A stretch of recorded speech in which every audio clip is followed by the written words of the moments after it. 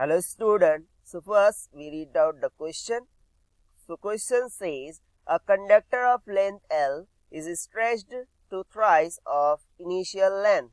Find the ratio of current flowing through it before and after stretching if it is maintained at the same potential difference. So for this, let us start with the solution here. So simply question में बोला क्या जा रहा है कि हमारे पास एक conductor है. ठीक है, मैं यहाँ पर लेट कर लिया कि ये फर्स्ट कंडक्टर है जिसकी लेंथ L थी. अब इसे स्ट्रेच किया गया है थ्राइस, यानी कि यहाँ पर इसे इतना स्ट्रेच किया गया कि इसकी जो लेंथ है वो कितनी हो गई, 3L के इक्वल हो गई. ठीक है, सो हमें फाइंड क्या करना है, the ratio of the current flowing through it, यानी कि इन दोनों में से जो करंट फ्लो होगा बिफोर एंड आफ्टर स्ट्रेचिंग उसका हमें रेशियो फाइंड करना है. साथ ही साथ यहाँ पे गिवन क्या है कि इन दोनों में जो पोटेंशियल होगा, यानी कि अगर मैं इसके अक्रॉस बैटरी लगा दूं, ठीक है, इसके अक्रॉस बैटरी सप्लाई लगा देता हूँ, सो उसकी वजह से जो पोटेंशियल इसको सप्लाई हो रहा है वो पोटेंशियल हम कैसा रख रहे हैं, कांस्टेंट रख रहे हैं. सो उस कंडीशन में हमें करंट का रेशियो फाइंड करना है. सो फर्स्ट लेट कर लेते हैं कि फर्स्ट कंडीशन में जो करंट फ्लो हो रहा है वो I1 है और सेकंड कंडीशन में जो करंट फ्लो हो रहा है वो I2 है. ये हमारा स्ट्रेच्ड वायर है जिसकी लेंथ ट्राइस L हो गई है और पहले की क्या है, L है. ठीक है, सो अगर मैं यहाँ पर वॉल्यूम की बात करूँ, if you talk about volume, so volume ये किसके इक्वल होता है, एरिया इनटू लेंथ के इक्वल होता है. Okay, so let's first talk about the key concept which we are going to use here. Okay, so actually key concept जो हम use करने वाले हैं वो है वॉल्यूम. ठीक है, वॉल्यूम क्या होता है, A इंटू एल. अभी इसे स्ट्रेच किया जा रहा है, सो आफ्टर स्ट्रेचिंग जो वायर है, जो कंडक्टर है, उसका वॉल्यूम कांस्टेंट रहने वाला है. It doesn't going to change, right.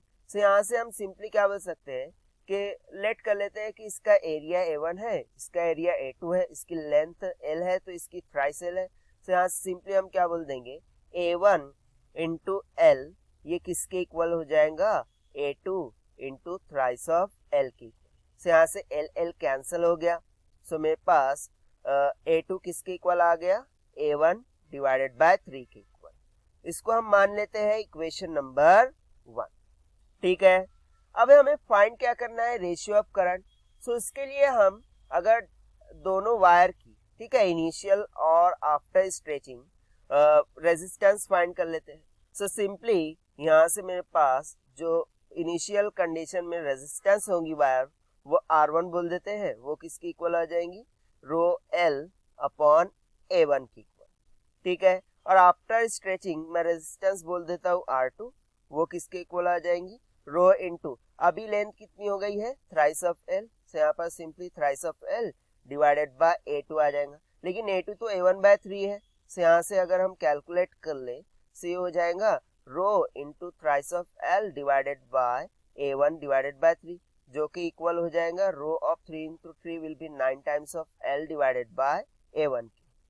अभी हमें फाइंड क्या करना है, रेशियोज ऑफ करंट. उसके लिए अगर मैं रेशियो ऑफ रेजिस्टेंस कर लूँ R1 बाय R2 का, सो ये किसके इक्वल आ जाएगा, 1 अपॉन 9 के, क्योंकि यहाँ से L रो और A1 कैंसिल हो जाएगा. अब simply according to Ohm's law, ठीक है, according to Ohm's law what we know, V is equals to I into R.